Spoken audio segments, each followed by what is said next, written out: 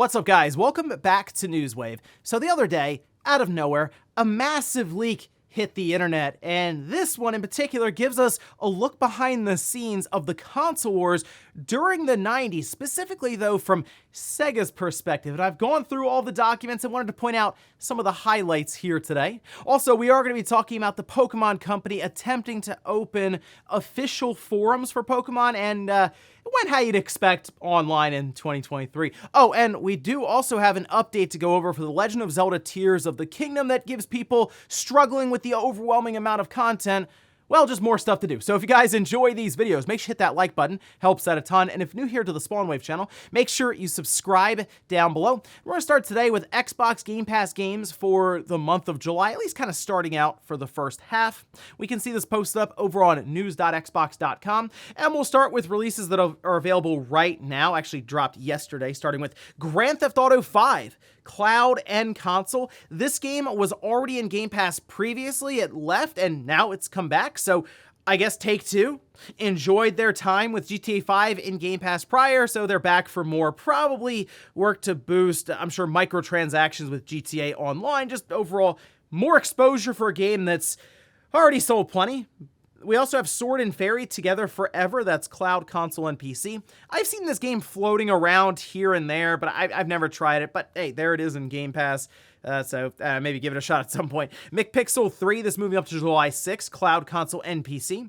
Moving to July 11th, we have Common Hood, cloud, console, and PC, and Insurgency Sandstorm specifically for PC. Moving to July 14th, we have Exo Primal, that is a day one release into the service, cloud, console, and PC. This is a game that, I'll be trying on Game Pass. Still been very unsure of this title. It still reminds me of Anthem, just mixed with a bunch of dinosaurs that can fall out of the sky, but hey, Game Pass day one, why not? I'll download it and see what it's all about there. Then we have Tectonica. That's game preview, cloud, console, and PC. This on July 18th. And next to that, we have The Cave, cloud, and console. Overall, not a bad start to the month. Obviously, GTA 5, I know it's been played, I'm sure, by most people seeing this, but if you have not, hey, it's also the Xbox Series version of the game with updated frame rate, visuals, all of that. So if you've not tried GTA 5, I recommend it. It's a good game. Even now, despite it releasing in 2013, it's still pretty good. And then Exo Primal, I'll give it a shot again. Going into Game Pass day one, why not? Also, we do know that EA will be releasing their FIFA 24, technically under the name FC Sports or Sports FC 24, and that's because they've parted ways with FIFA when it comes to the branding, licensing, etc. But people have wondering, when is this game coming out? Seems like the release date has leaked a bit early, this from D-Labs, and they have this posted up over on their website. Translated saying September 19th, 2023 appears to be when EA Sports FC 2024 is releasing. It also have a 7-day early access period if you buy the super ultimate version of the game, that being September 22nd, and we can expect EA Play to have their 10-hour trial period. I'm curious how this one goes over without the FIFA name. I think it'll be fine, but really I'm curious about what FIFA can come up with, because apparently they're going to have their own game developed. I guess they're going to license out FIFA and outsource it all. We'll see, because I've watched Konami attempt this on their side with what was like Winning 11 for a while, and it's not great. So it's not easy to make these games every year. I guess we'll see at some point what FIFA comes up with, but you can look forward to FC later on in September. Oh, and the plot continues to thicken around the potential for a Red Dead Redemption remaster. We can see this posted up over on Twitter that was pointed out by Ben, and this is from Take-Two with their plans for fiscal 2024, where they say, we also plan to launch 2 new iterations of previously released titles in fiscal 2024. This would run up to, I believe, the end of March 2024. So I'm envisioning at least one game this holiday, maybe one to kick off 2024 in that first quarter.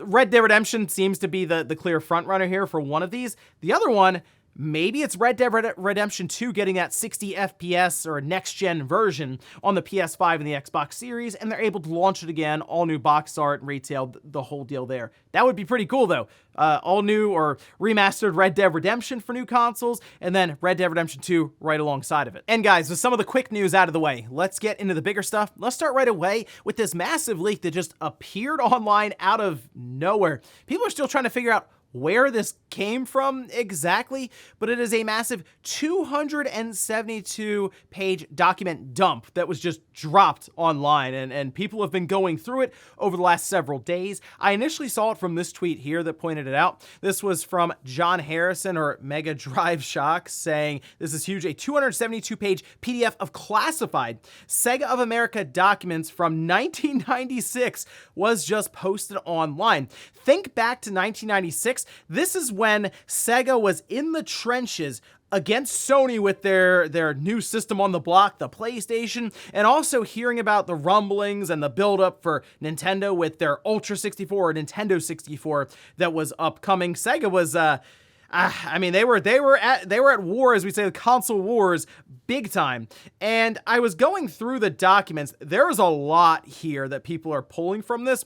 The big name you want to keep an eye on, though, is Tom Kalinske, who's the former CEO of Sega of America during this time. That name pops up quite a bit in several emails, but right off the bat, page 1 is just the 1996 E3 floor plan. They're kind of penciling stuff in, trying to figure out where TVs and consoles and stands, all of this are going to be. It's kind of cool to see, I guess, the sort of the process here, even though this is from 1996, quite a while ago, 27 years ago. I don't know, it's still kind of neat there. I remember that was like the second or third year of E3, right? For the planning stage. So, interesting stuff. Moving to page 10, though, the Sega Saturn. We got retail margins for all of these systems, accessories, games. 6% retail margin on the Sega Saturn. That is really, really bad. That's to the point where it's not even worth stocking something like that unless there is more on the software, which, I mean, there is. I don't know if it's enough to make up for all of this, though, because the concept of a used game still kind of new at that time, and I don't know if retailers had really wrapped their mind around it completely, so they were kind of relying on the retail margin, which is something else that comes up later on in this document dump. Now, on page 18, there was an email from Tom Kalinske saying that Sega, they are killing Sony in Japan with the Saturn, saying that the Saturn is selling out everywhere. There are stacks of PlayStation consoles still left over. Kind of, I guess, trying to build up the Sega of Japan at the time, because in the US, the Saturn was doing all right, but like Sega was a pretty big brand. The Genesis was rolling, and that was a lot of that being Tom Kalinske's work there. But according to Tom, in interviews after the fact, they kind of grew to resent the US branch for Sega because they were doing so well, but in Japan, it not quite as well. So yeah, it's a lot of clashing internally at Sega, we'll say, in a time where they definitely had to all be on the same page. On page 30, they did mention Nintendo positioning the N64 as the ultimate game machine and how they should try to get out in front of that. Moving to page 131, Sega explains why the PS1 is beating the Saturn, and they mention Sony leveraging their vast company equity and resources. Remember, Sony was bigger than Sega at the time. Kind of interesting how it contrasts now to where Sony's talking about Microsoft leveraging their vast equity and resources for really the large company behind just Xbox. I also noticed at the bottom of page 192, they're going over software, things they have to sort out for the year when it comes to getting these games to the holiday season for the Saturn to do well. And they had a typo for Duke Nukem. They called it Duke Nukem 3D. I just thought I'd point that out. But on page 269, there's discussion on retailer margins. As I mentioned, the Sega Saturn have a 6% retail margin. They seem to become aware that margins are too small, and they're concerned that retailers will just opt to not sell video games anymore, like big box stores, which, what was at the time, I guess, Sears. I mean, you had a lot of older stores that aren't around necessarily now even, but they would just opt to save that retail space for something else, and they would be relegated to like the specialty stores. They even mentioned that Nintendo kind of downsized some of their, they say, retail doors from 20,000 to 10,000 because they were facing something similar. So they had to kind of work some stuff up behind the scenes with math. All of this, by the way, is in plain view in this document dump. One last thing, and I thought kind of interesting for people who are really big into the history of Sega and even unreleased platforms. On page 271, so the second to last page, the Pluto is discussed. This was an unreleased version of the Saturn that apparently was going to be building in like a network adapter and some sort of storage medium, so it'd be able to get online immediately, which we did see translate over to the Dreamcast. But this is discussed with Packard Bell coming up as a potential partner, and discussions around the web browser and the ownership and how they would work that all out, so that of course the Pluto came with the way to get online. But this is just a fascinating look, and a lot of these are just highlights that I was able to spot as I was going through it. I'm sure many people are really going to comb through all of this and find little bits of details, match them up with the timeline. Really, this is 1996 to 1997 when things were really competitive there between Sega and Sony. So a lot of interesting details. I recommend going through it. Again, it's weird because it just dropped online, and it's very clear that there are things in here that are not supposed to have been made public even now, as there are marketing deals and even full scans of crushed cereal boxes and oatmeal boxes and stuff with Sonic on the front. Interesting stuff. But yeah, go take a look, see what you can find. Next up, let's talk about the Pokemon Company and how they attempted to open official forums for Pokemon. Now, it's weird to think that they didn't necessarily, I guess, have that before, or they have now opened an updated version of it.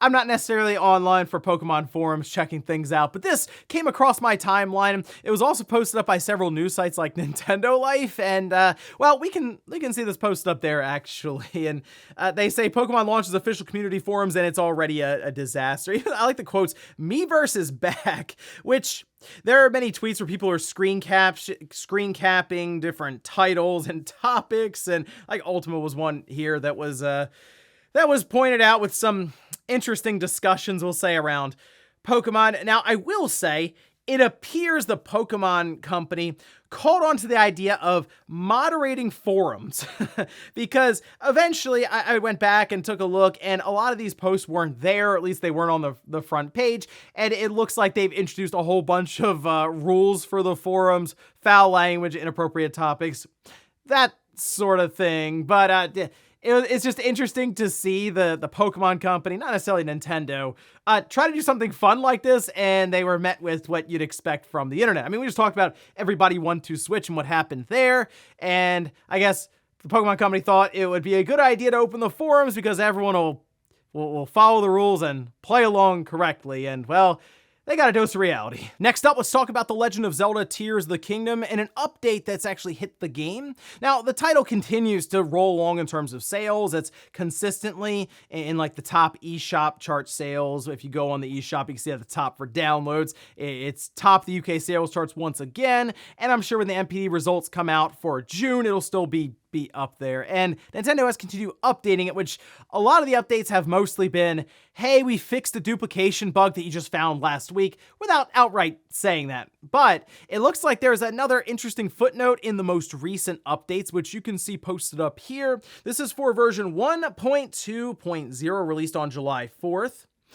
Now, the general updates is the big one. The additional fixes mostly are just little things that people have run into that I'm sure they've gotten like tickets or bug patch or bug notes for, and they've gone back and fixed it. And several issues have been addressed to improve gameplay experience. To me, that's just them working out duplication glitches that they've seen people demonstrate online. But the general update, starting the game from within certain articles released on a specific Switch news channel, players can receive a number of in-game items, and depending on the state of gameplay, progression, or location in which data is reopened, there may be cases in which the items cannot be retrieved. Now, this is something they did with Breath of the Wild specifically, and it was just ways to promote it through the news channel, and it was also a fun way just to add in extra items or themes or little things that are specific to the digital storefront for Nintendo. And I still talk to people now who haven't beaten Tears of the Kingdom because they keep having stuff to do in the game. You just go off in one direction, you'll find like 10 things to do that have nothing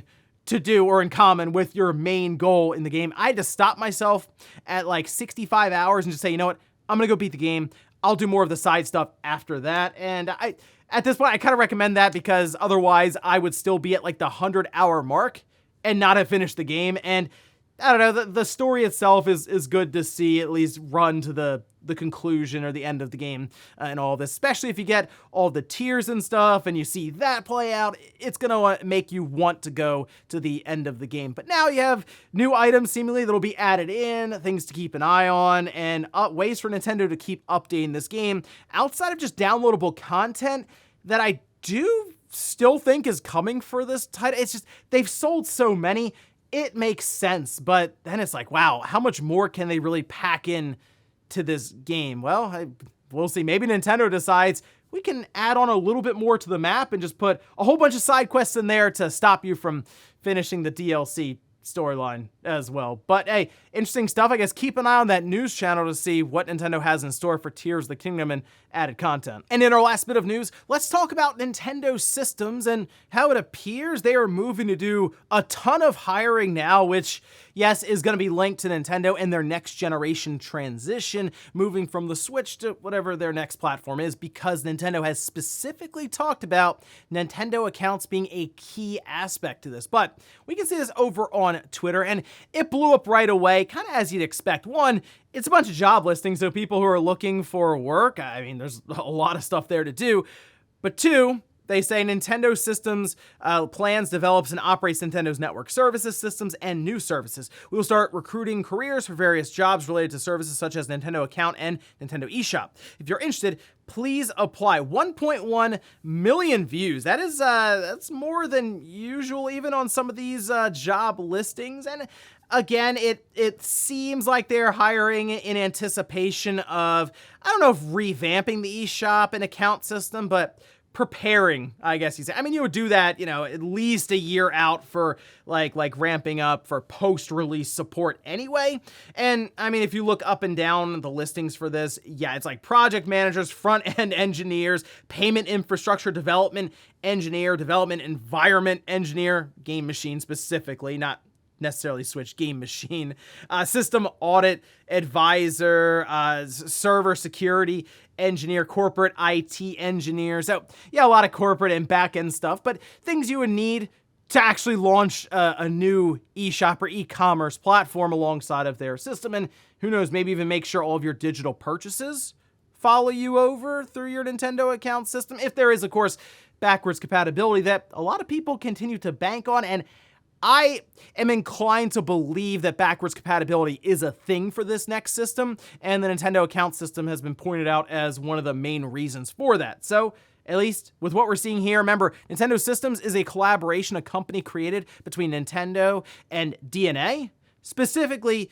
for all of the infrastructure and everything around network services through Nintendo and that Nintendo account. So all this hiring makes sense, as we do expect Nintendo to start moving to their next system probably by the end of 2024. And before we go to the comment of the day, we're taking a look at the poll that I posted up yesterday, where I ask, if you were playing games in the 90s, were you primarily a Sega, Sony, or Nintendo gamer? Okay, 67% say Nintendo. I get that. It was, I mean, most people were probably Nintendo to Super Nintendo to N64, and then as you got into the 2000s, you went right to the GameCube, obviously. You just skipped the PS2 completely, right?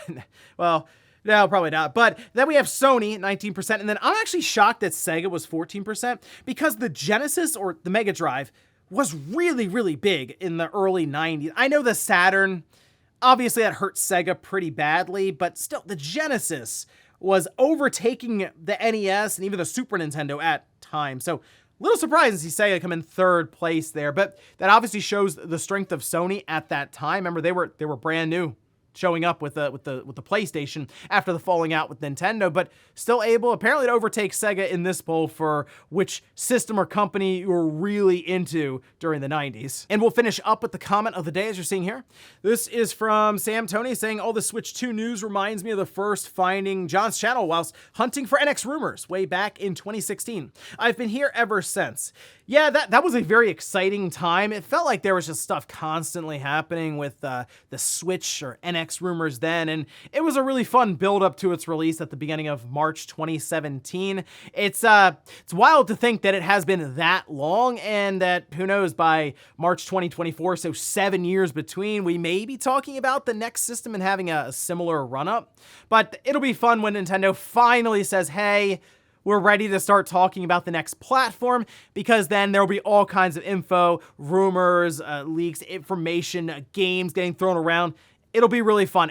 The part that I'm curious about, though, out of all of this, is NVIDIA and their evolution of the Tegra outside of self-driving cars and developer environments for the Jetson and stuff. I want to see what their next big consumer-facing Tegra looks like, especially one that would be going into the next Nintendo system, as, yeah, we all basically figure that's what's going to happen, something from NVIDIA, especially with the leaps that AMD has been able to make. What can NVIDIA do? Well, they'll probably be on more of a limited budget for Nintendo's, I guess, cost and what they want to sell the thing for. Something tells me NVIDIA could still impress everyone with that next big step for the Tegra. And ladies and gentlemen, that's going to do it here for Newswave. If you enjoyed this video, guys, hit that like button. If not, hit the dislike. Leave comments down below about everything we talked about here today. Was the massive dump of documents from the 90s for Sega. Did you get a chance to look through them? What were some of the highlights for you? And then also, what about The Legend of Zelda Tears of the Kingdom? Another update, maybe even ways for Nintendo to add items through that news channel. But are you someone who's still wandering around in the world of Tears of the Kingdom and have not been able to complete it, even maybe after putting 100 hours into the game? Thanks, guys, for watching, and I'll see you next time.